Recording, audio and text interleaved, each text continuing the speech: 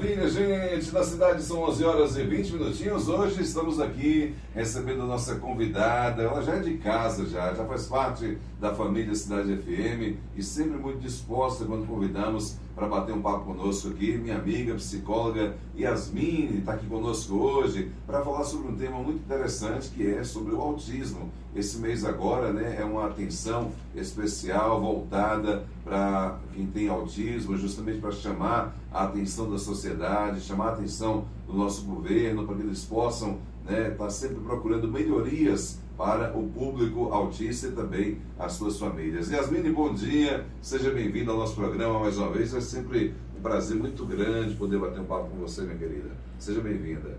Muito obrigada, Ricardo. Bom dia a vocês, ouvintes. Mais uma vez aqui, agradeço o convite, muito bom estar aqui para difundir informação, conhecimento em prol, de uma causa que eu levanto a bandeira. Há muitos anos a gente vem trabalhando em passos de formiga, na perspectiva da inclusão, e precisamos muito ainda avançar. Então é uma temática muito pertinente, Parabenizo o programa por esse espaço, por estar abrindo realmente um lugar de diálogo sobre algo tão importante e relevante na nossa sociedade atual. Eu vou pedir só para você encostar um pouquinho mais no microfone, isso, para ver se ele capta melhor aí. Acho que agora vai captar melhor o som. Então, Yasmin, eu quero te agradecer pela você ter abrido um espaço aí na sua agenda, que é sempre muito cheia, muito lotada de pacientes para atender, mas veio com essa boa vontade para falar com a gente. Por que o mês, esse mês de abril foi escolhido, você sabe, foi escolhido para abordar esse tema? Isso, o mês de abril, tido como Abril Azul, a Organização Mundial de Saúde, fez esse planejamento para lançar como uma campanha mundial para discutir, debater sobre o autismo. Azul, porque a maior prevalência é em homens, é em meninos, então por isso a cor azul acaba sendo aí tida como representativo.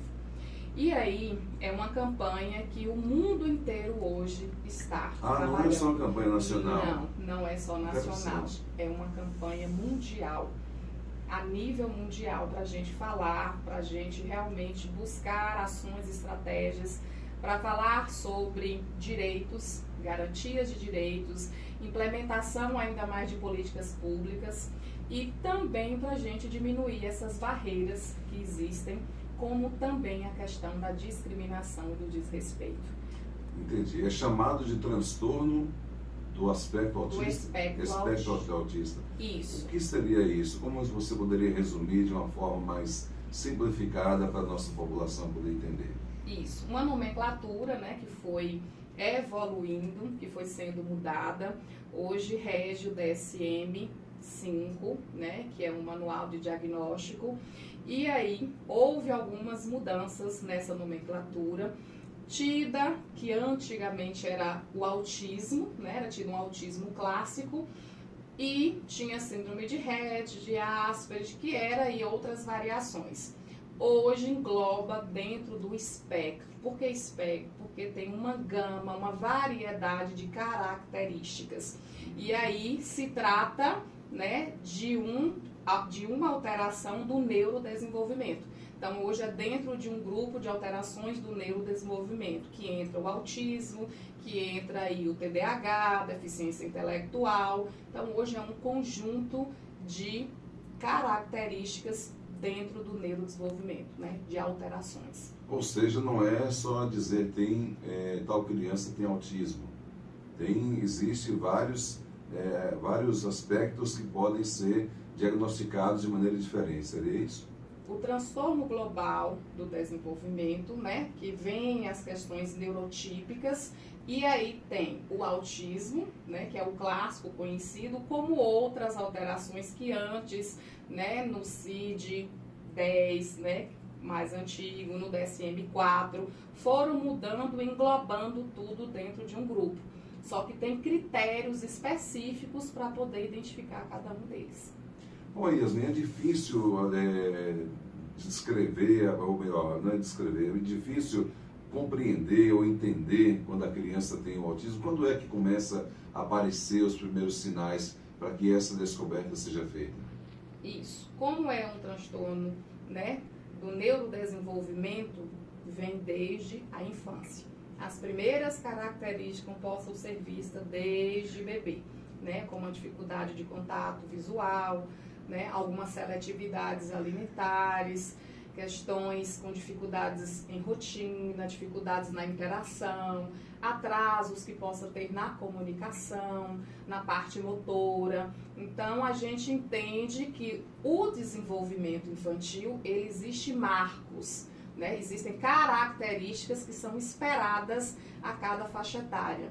Quando há alguns atrasos, isso já vai suscitando para a gente um olhar investigativo. Aí precisa de investigação dentro desses atrasos que estão acontecendo. E aí, uma equipe, né, principalmente interdisciplinar, um olhar médico. Hoje, né, muitos pediatras já estão mais antenados a essa temática, porque muitos não tinham ainda esse conhecimento, era mais restrito ao neuro, ao psicólogo, ao psiquiatra. E hoje as equipes têm se ampliado em conhecimento, porque quem acompanha a criança precisa ter esse conhecimento da neurodiversidade. É interessante. Eu fico aqui você falando e eu estava aqui imaginando que muitas pessoas que não têm esse conhecimento, né, do assunto, às vezes não prestam atenção e acha talvez até normal, porque a criança está ali se comportando de maneira diferente da normalidade, né? Muitas crianças do padrão, né, vamos dizer assim. Tem muitas crianças que têm o autismo e que a família não sabe, né? Talvez por falta desse conhecimento que nós estamos trazendo no rádio aqui hoje. Exatamente isso. Nós temos no Brasil um diagnóstico muito tardio, né? Então isso dificulta ainda mais, né, a relação das intervenções e mudar o curso do adoecimento, não é adoecimento, né? O curso da evolução do paciente.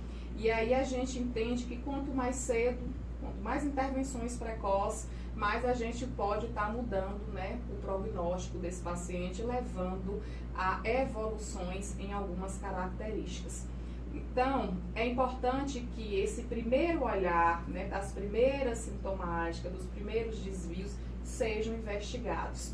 Só que aí a gente tem muitas resistências, né, muitas vezes da família, né, alguns aceitar, tabus, né? Exatamente isso. É fase, esse menino não tem nada, você está caçando coisa onde não existe. Muitas vezes tem algum familiar que suscita algo, muitas vezes é a mãe. Medo também, tem um certo medo, né? Tem um certo medo, exatamente isso. Então, essas barreiras, né, para o diagnóstico acaba dificultando o curso do que poderia, né, mudar, de intervir e trazer evoluções à criança. Como eu falei, essa questão do medo, né, do filho ter autismo, eu acho que é muito grande, né, da mãe receber uma notícia dessa. Para um profissional poder dar essa notícia deve ser muito difícil também. Para uma mãe receber um pai, né, receber uma notícia como essa, deve ser algo que mexe muito, né? Tá achando que tem uma vida dentro da normalidade, como a gente está falando aqui, e de repente vem esse desafio, que é a questão do autismo, né? Isso.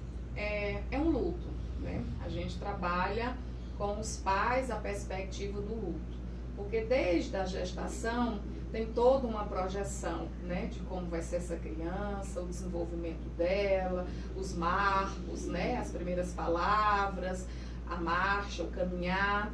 Então tem toda uma logística embotada, projetada nessa criança. E aí quando apresenta esses atrasos, né, esses sinais, quando vai a investigação, que fecha um diagnóstico, é um luto daquela criança que foi projetada mentalmente. Então aquela criança que eu idealizei, que pensei que seria, não é mais. E aí ajudar os pais no processo de aceitação, de elaboração desse luto, para trabalhar com a realidade, com a criança posta, com o que de fato ela é.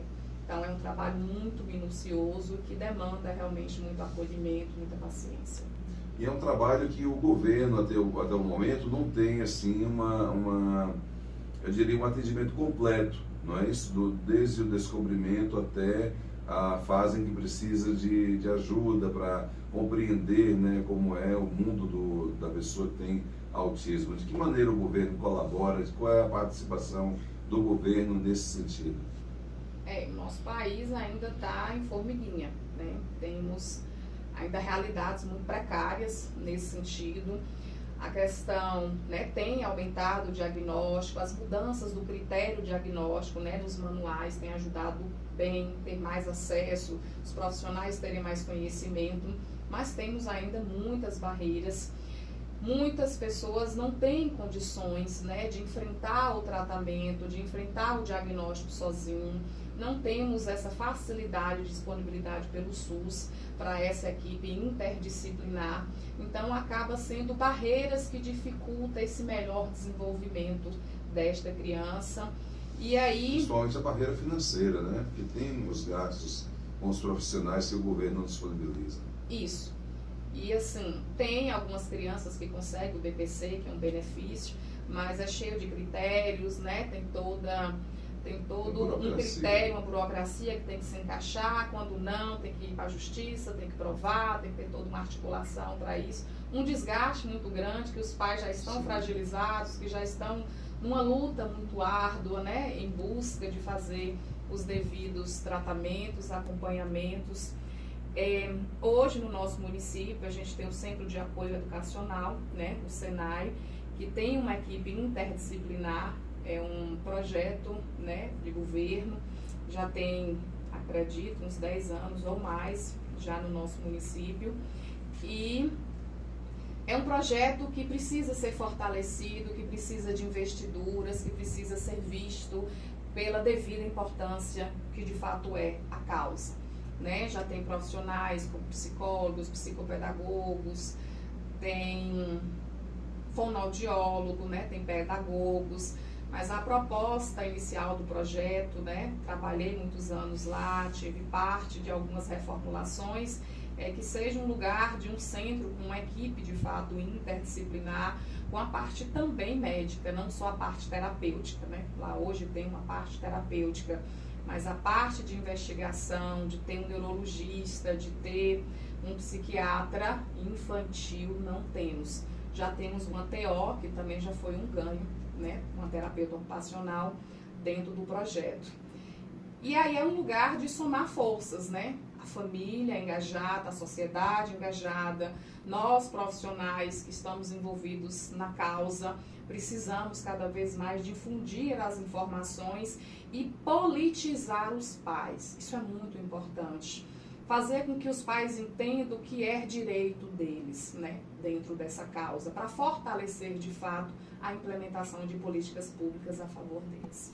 E hoje aqui no programa, Yasmin, eu falava sobre a questão da gente buscar forças dentro da gente mesmo e encontrar dentro das nossas entranhas forças para suportar as adversidades da vida. Eu todos os dias, para vir aqui para a rádio, eu tenho que buscar forças do fundo da minha alma, de onde eu não tenho mais, assim, da raspagem do tacho, como diz o povo, para vir apresentar um programa de rádio. Minha vida se tornou bastante complicada, limitada, devido ao acidente que você tem conhecimento. E o que eu digo também para esses pais nesse momento agora, né, que estão nos ouvindo, que têm filhos que têm autismo, que busquem forças dentro de si mesmo, dentro das suas entranhas, da sua alma, da sua fé, para poder enfrentar essa luta que tem os seus desafios, né, que não são poucos, deve ter muitos desafios. Eu não sei como é o comportamento de uma criança autista, eu queria até que a gente aprofundasse um pouquinho mais a respeito desse assunto, mas deve ser muito difícil para um pai, para uma mãe lidar com essa situação, né? Então, quais são, assim, Yasmin, o comportamento? Como é que é o comportamento de uma criança autista? Existem, né, características que são permanentes, né, dessas crianças. Elas apresentam comprometimento na perspectiva da habilidade social, da comunicação, como também comportamentos restritivos, persistentes, né, seletivos, acompanhado aí com as estereotipias. Tem agitação? Sim, algumas, grande parte, na verdade, tem agitação, porque tem a probabilidade de terem comorbidades, né? O que é isso? É uma associação de características, né, de sintomatologia de outras alterações, como tem crianças que têm o autismo e tem também o TDAH, o TEA, né, com O Que seria TDAH o quê? e o TEA. O TDAH seria O TDAH é o transtorno de atenção e hiperatividade. Hum, Como pode estar associado a outros, como deficiências também intelectual, pode associar a quadros de ansiedade, a quadros depressores, a epilepsia, né, transtornos do sono. Então, dificilmente vem sozinho. Essa criança então precisa de uma atenção 24 horas, ou não? Por uma determinada fase da vida, sim. Né? Não é a vida Porque- toda. Não, depende do grau também de comprometimento da criança, né? Tem a divisão dentro, né, do manual de diagnóstico, grau leve, moderado, grave, né? Foi intitulado, foi uma outra mudança que teve. E dentro do grau é para dar o devido suporte, né? Quanto maior o grau, mais a gente entende que a criança demanda de ter mais suporte. E aí é tido uma atenção, principalmente aí na primeira infância, segunda infância, porque quanto mais investiduras, quanto mais suporte, mais a gente pode estar mudando o curso das alterações, minimizando, fazendo com que seja um sujeito que possa ter autonomia, independência, né? Porque toda a perspectiva do tratamento é para a gente fazer com que esse sujeito ele se torne autônomo, que esse sujeito se torne funcional na vida, que não fique num lugar de depender da vida toda de alguém. E isso é um trabalho que tem que fazer desde muito pequenininho, desde a estimulação precoce, que vai auxiliar nas primeiras habilidades, né, do pegar uma colher e levar à boca, né, da comunicação, de apontar algo, de emitir sons relacionados a uma fruta, a uma água.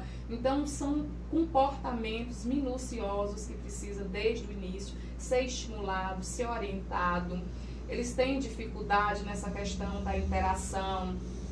Muitas vezes tem crianças que são verbais, né? Autista, tem crianças que não são verbais, mas entenda que comunicação não é só verbal, né? Tem Vários várias, meios, né? exatamente, várias formas. E a gente precisa buscar formas de interagir, alternativas para interagir e ajudar a criança a se comunicar, mesmo que ela não seja verbal, né? É um estudo eterno, né? Vamos dizer assim, para poder compreender o mundo dos autistas, né?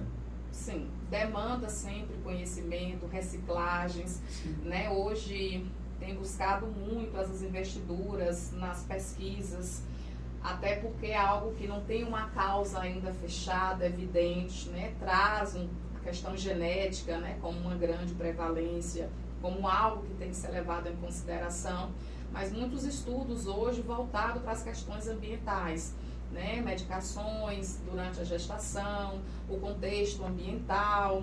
Então, há ainda muitas pesquisas, temos muito ainda a descobrir. Muita coisa para aprender. Exatamente, muita coisa ainda a ser descoberta. Interessante. E dentro dessa questão dos direitos, Yasmin, que você citou aí, quais são esses... Vamos aprofundar um pouquinho mais nesses direitos que as famílias que têm autistas têm aí diante desse contexto todo aí na sociedade. Isso. Elas precisam serem assistidas, né? Dentro da integralidade, dentro do que de fato elas necessitam. De acesso à escola, né?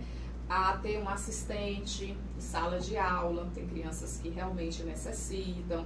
Adaptações, tanto na perspectiva curricular, como na questão escolar.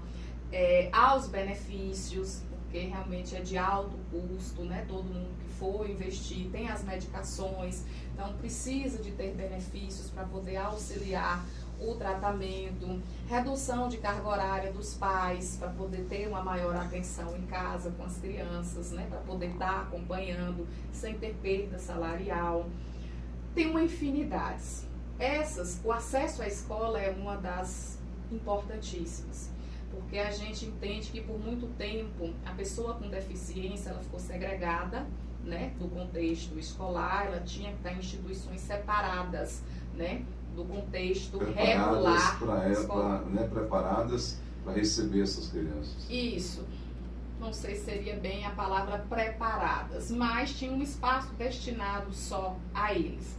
E aí, né, a nossa sociedade passou por alguns paradigmas nesse sentido, que antes, né, veio do paradigma da exclusão, que eram realmente excluídas da sociedade, não tinha espaços para eles, depois da segregação, que tinha espaços especificamente para eles, que não conviviam com outras pessoas, padrões, né, o desenvolvimento padrão.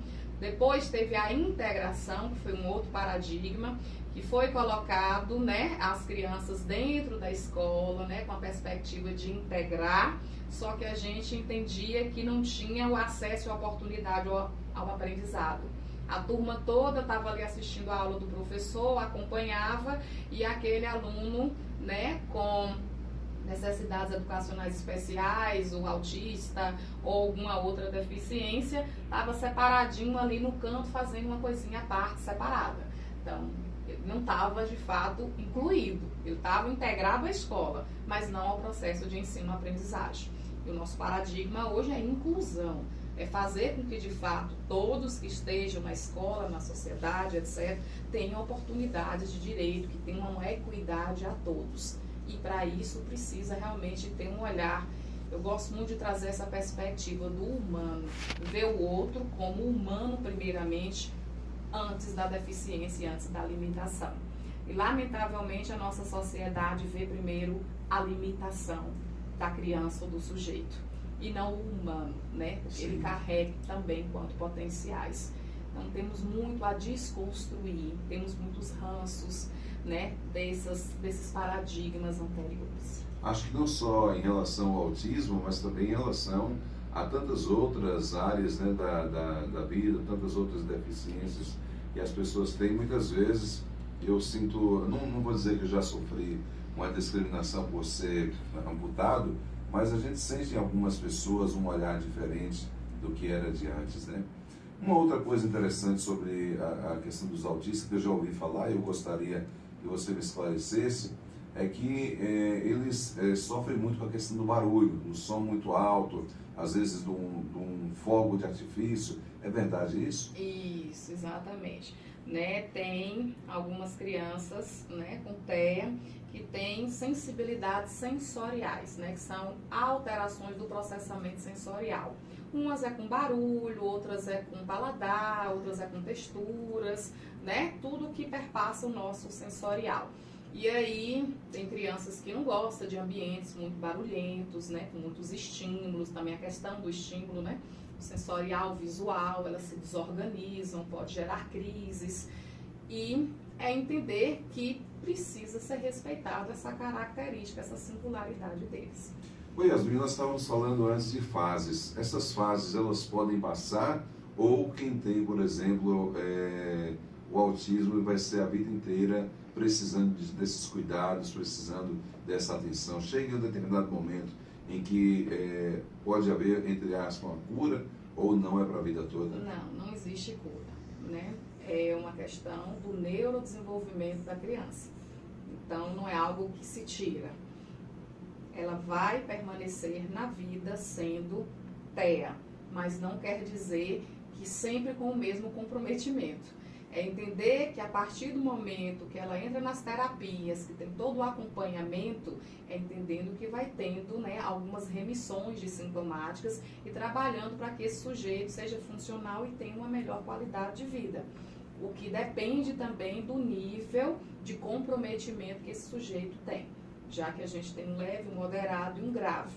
Né, e tem alguns quadros, né, de grave que vai trazer um grau de dependência sempre de alguma pessoa, mas que tem o tratamento para poder estar buscando determinadas autonomias que ele possa ter. Eu tenho um amiguinho, eu vou falar o nome dele aqui, que eu acho que a mãe não vai se importar, é uma pessoa muito entendida da vida e tal, e o Ilma, né, o filho dela, o Emanuel, ele tem autismo, e é um garoto assim, muito, mas muito carinhoso, né?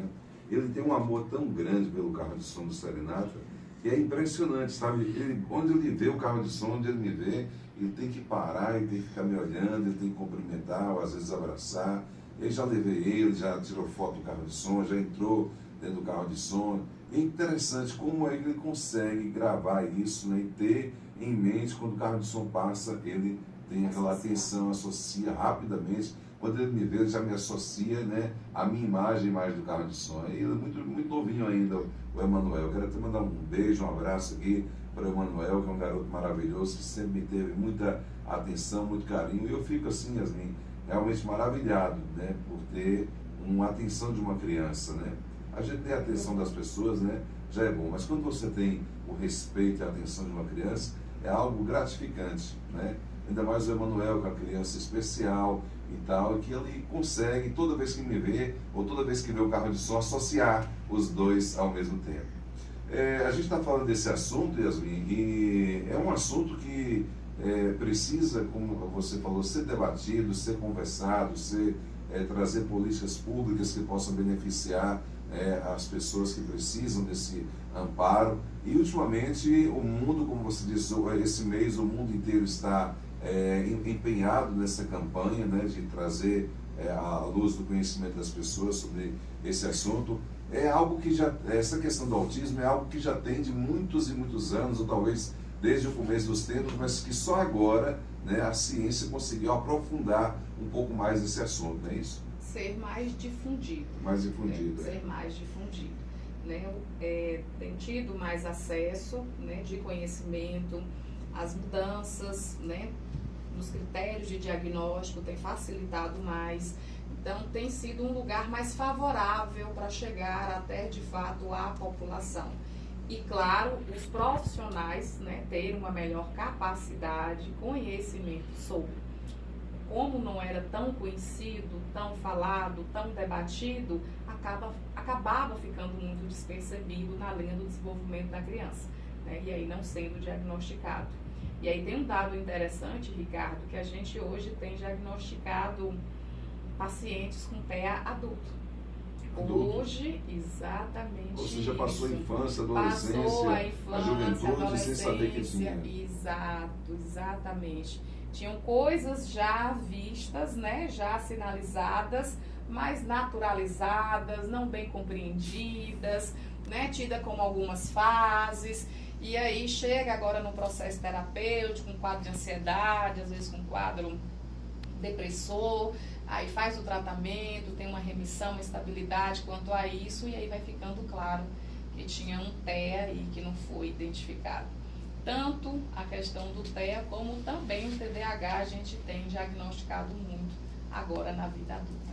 Que interessante. Então, uma pessoa viveu essas fases aí da infância, adolescência e juventude sem saber que tinha, né, um transtorno do espectro autista. Principalmente o nível de suporte 1, né, que fica realmente em um lugar mais difícil do diagnóstico por ter características mais leves. Por ter essas sensações mais leves, né, você quer dizer? As características mais leves, né? Muitos têm a comunicação, né? Tem algumas dificuldades na questão de interagir, mas tida como porque é tímido, que é da natureza, né? Tem coisas que vão normalizando, não sendo nada dentro desse lugar, né? Tem características que vão se somando, que vai levando a um diagnóstico.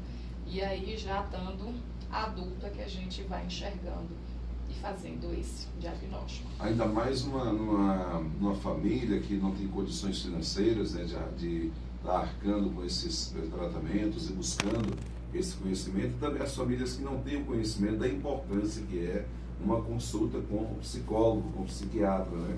E às vezes criou-se, é uma coisa que a gente sempre tem debatido aqui no programa, já tem muitos anos, né, Yasmin, que a gente faz essa campanha aqui no rádio, para que as pessoas busquem mais, né, fazer essa consulta com o psicólogo, com o psiquiatra, porque não é só uma pessoa que está com problemas, né, que tem que frequentar o psiquiatra, o psicólogo, mas qualquer pessoa, né, que quer cuidar da sua saúde mental, é importante buscar essa ajuda de um profissional, porque tem coisas escondidas aí que a pessoa não sabe, que de uma certa forma está atrapalhando ela viver melhor, e com essa consulta psicológica ou psiquiátrica ela vai encontrar, né, a resposta. Não é que você vai lá buscar um problema para você, mas é importante se conhecer, né, como a Yasmin falou, tem pessoas que descobriram que tinham transtorno, né, do aspecto autista depois de grandes, vamos dizer assim, depois de grandes, não é verdade? Exatamente. Interessante.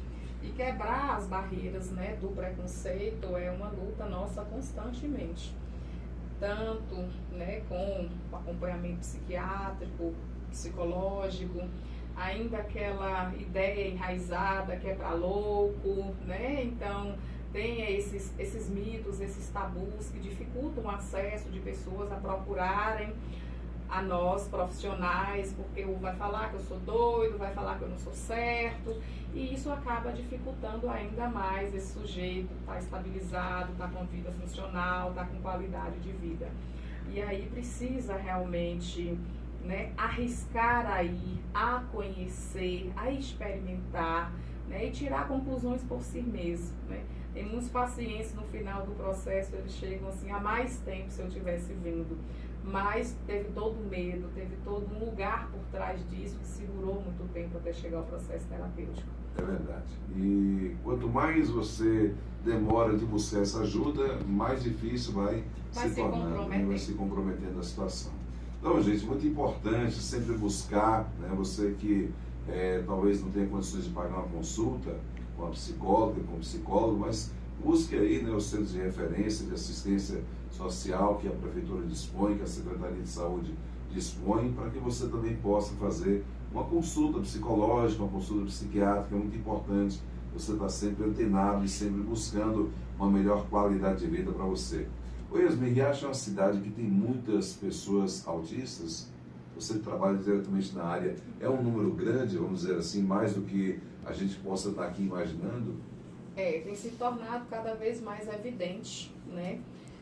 Os quadros, né? As crianças que vêm com as características. É até difícil ter assim, uma questão de números, né? Isso. Não temos banco de dados, né? No Sim. município, um instituto realmente de pesquisa, que seria muito bom, muito válido, para a gente saber a nossa realidade a respeito disso. Mas, por trabalhar, né, há muito tempo nessa área, na educação, no Senai, de quando a gente começou a trabalhar e ao longo desse processo foi aumentando significativamente a demanda. Então é uma demanda muito grande, o Senai ele é sobrecarregado, acho que seria essa palavra mesmo, né? Fica crianças em listas de espera para poder ter acompanhamento. Olha que hoje tem vários profissionais de cada área que eu coloquei aqui, não é mais um por cada área. No meu tempo era um psicólogo, era um fono, era um psicopedagogo, né? Tínhamos 2 ou 3 psicopedagogos. Hoje esse número é muito maior da equipe, mas mesmo assim ainda não dá conta da demanda. Então é entender que tem tido, né, essa proporção de maiores pessoas na investigação e também já na confirmação do diagnóstico. E precisa ter essa disponibilidade da equipe terapêutica para poder realmente estar ajudando esse sujeito a ser funcional e independente.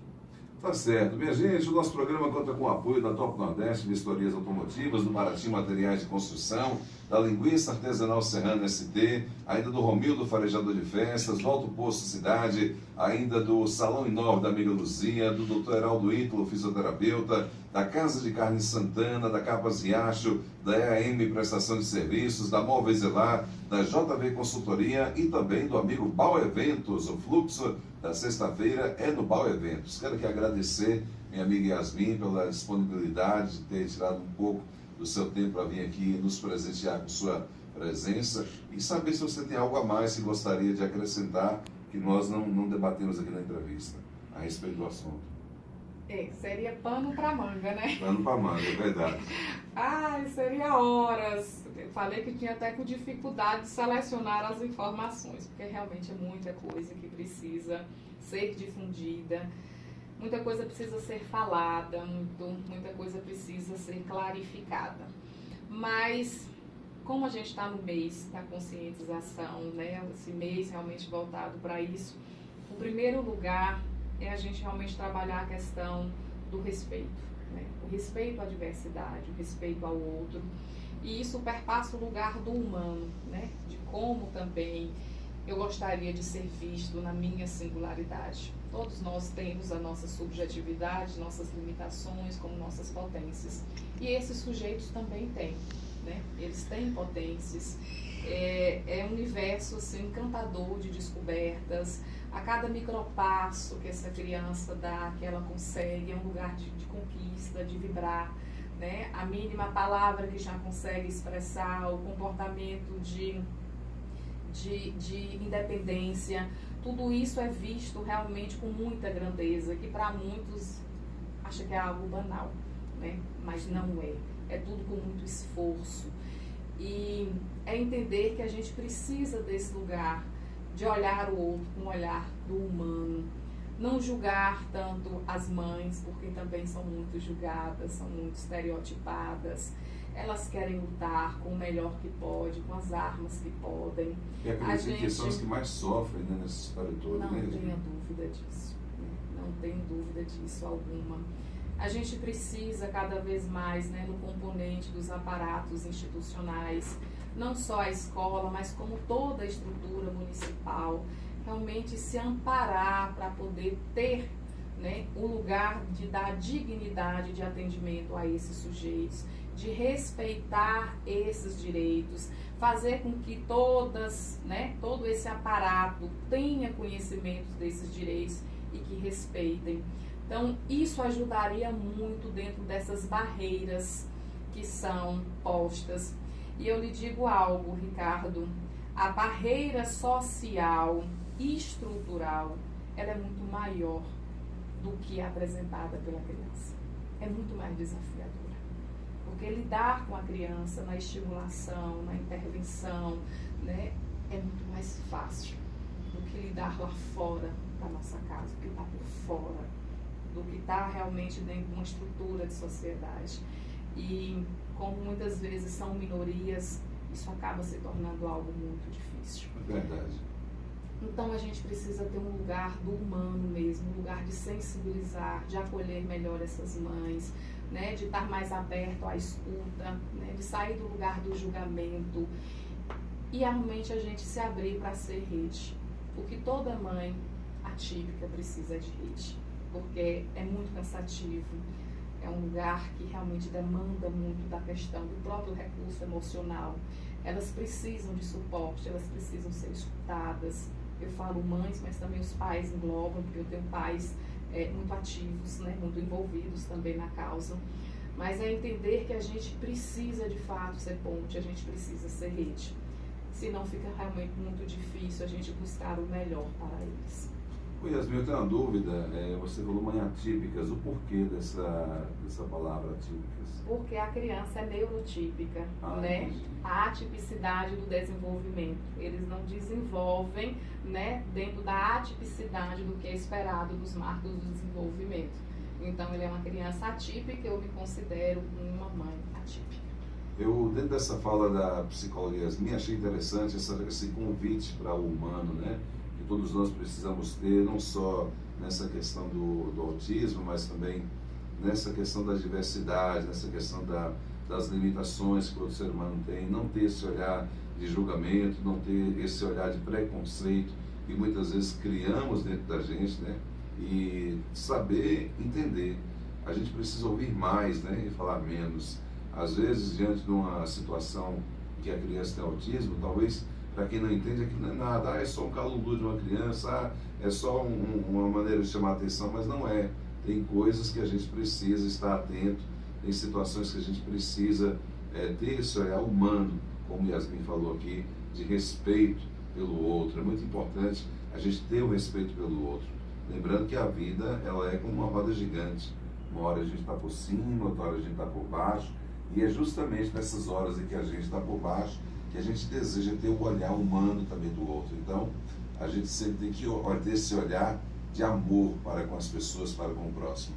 Eu tenho aqui a participação, Yasmin, do Paulo. Ele é nosso ouvinte, um amigo que eu tenho, do Rio Grande do Sul, ouvindo a gente lá no Rio Grande do Sul. Ele disse: olha, Yasmin, sou fã de uma série do Bom Doutor, The Good Doctor. Tive um contato com pessoas com autismo em escolas, entre outros cenários, mas percebo que são pessoas com extrema inteligência. É algo realmente que eu ia falar aqui também. Como você imagina que o nosso cenário e o sistema sem explorar, reformular, como você imagina que em nosso cenário e o sistema em explorar e reformular para que não exista preconceito ou pré-conceito? Entendo que a questão do preconceito, né, que é uma das maiores barreiras, perpassa muito o lugar da ignorância, da falta de conhecimento, da falta de acesso, de saber do que se trata e muitas vezes na resistência de querer conhecer mais e ampliar, né, a nossa capacidade de visão. Então, quanto mais a gente se reduz a enxergar as coisas só sobre nossa óptica, mais a gente tende a ser intolerante, mais a gente tende a ser preconceituosos. Então, primeiramente, um movimento de se despir a querer conhecer mais, a se permitir abrir um leque de conhecimento.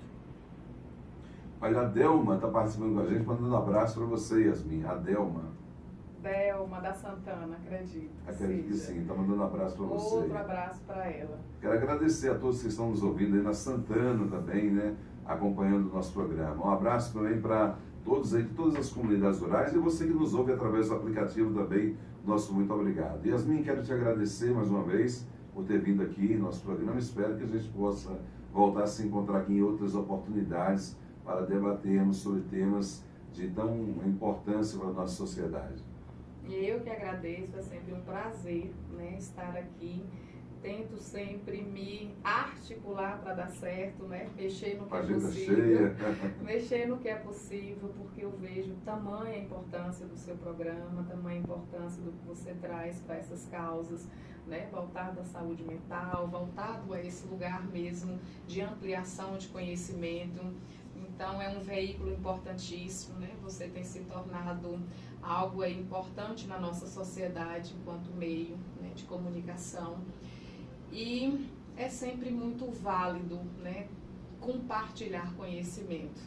Não adianta a gente ter conhecimento e ficar numa ilha. Si, né? Exatamente isso. O sentido é fazer com que cada vez mais ele seja difundido e que seja luz na vida das pessoas, que seja um conhecimento que inquiete, que façam buscar conhecer mais, né, que leve a um lugar de curiosidade. E aí é uma curiosidade muito pertinente, muito necessária. A gente falou o mínimo, né? O tempo realmente é muito curto. É uma imensidão de conhecimentos que a gente pode falar sobre, né, o espectro, mas é entender que é sempre válido a gente ampliar conhecimento, estar aberto a isso.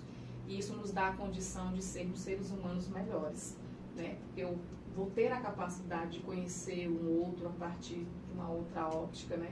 A partir de um olhar muito mais amplo. Então, agradeço a oportunidade, agradeço o convite, agradeço as participações, né? A você, ouvinte, que esteve aí atento. Estou aí sempre disponível, né? Estou aqui tanto para você quanto para a nossa sociedade em geral, para a gente somar e fazer de fato uma sociedade melhor. Maravilha, gente, o nosso podcast de hoje do rádio foi com a psicóloga Yasmin. Muito obrigado a você que nos honra com o carinho da sua sintonia, da sua audiência. Vamos de música, Jota Quest, daqui só se leva o amor. Eu volto para me despedir.